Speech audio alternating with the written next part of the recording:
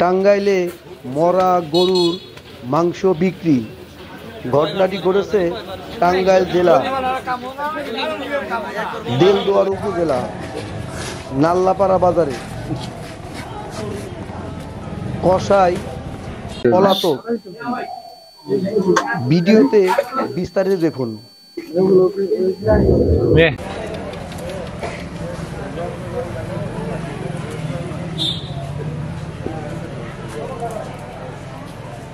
একটা মাছের কত দেয় দেখলে তো সমস্যা।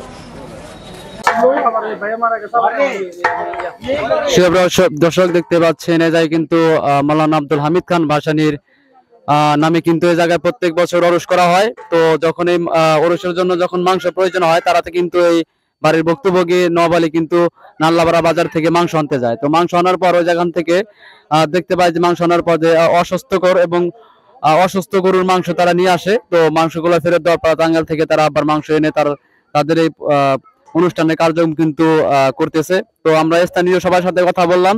তো আমরা এর সুষ্ঠু বিচার এবং প্রশাসনের দৃষ্টি আকর্ষণ করছি যাতে দ্রুত খুব যে এই অন্যায় কাজ করেছে তাকে আইনের আওতানো হয়।